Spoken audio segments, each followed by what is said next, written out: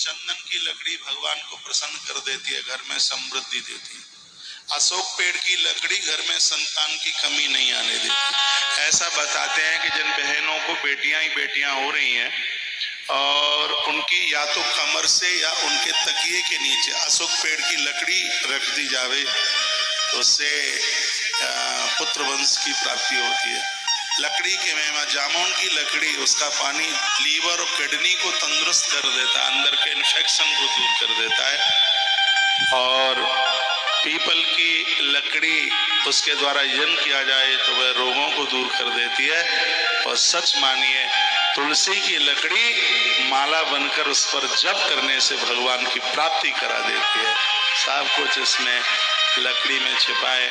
घर की जिम्मेवारियों से आपकी पूर्ति हो गई है।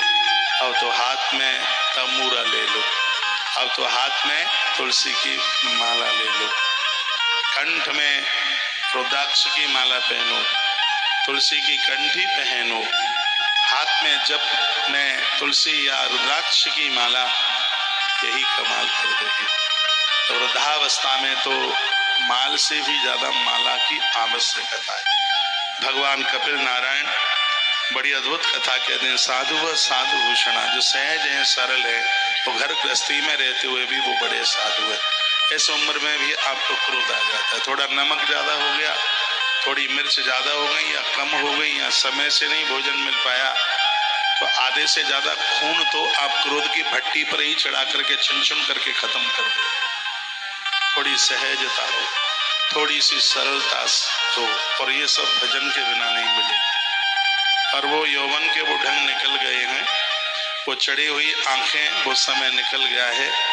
अब मिजाजी से काम नहीं चलेगा, अब आपको सहज बनना पड़ेगा, आपको सरल बनना पड़ेगा। जिस समय आप सहज होंगे, सरल होंगे, शांत होंगे और सदे हुए होंगे, उसी दिन घर में भी रह करके आप साधु बन गए होंगे। और भगवान कहते हैं माँ, ऐसे साधु ऐसे महापुरुष जो सर्वभावी, उन्होंने मेरा ही आश्रय ले लिया। इस वृद्धावस्था में कोई आपको अपना आश्रय देने वाला नहीं है, इसलिए हरि का आश्रय लो। संसार तो स्वार्थ से भरा पड़ा है। द्रौपदी का चीरहरण ही इसलिए हुआ क्योंकि द्रौपदी को युधिष्ठिर के भाले पर, नकुल सहदेव की तलवार पर, भीम की गदा पर और अर्जुन के गांडीव के ऊपर बड़ा घमंड अहंकार था।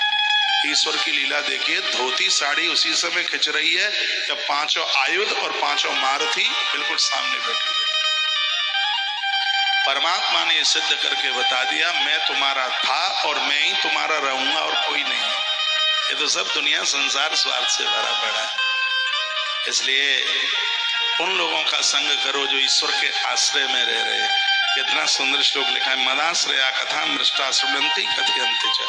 ऐसे लोगों का संग करो, भगवान कहते हैं, जो ईश्वर के आश्रय में रह रहे, ईश्वर की कथा सुनते हैं, उनकी कथा सुनाते हैं और रो रो करके बस उन्हीं के लिए वो कीर्तन करते हैं, उन्हीं के लिए उन्होंने जीवन तपन्ति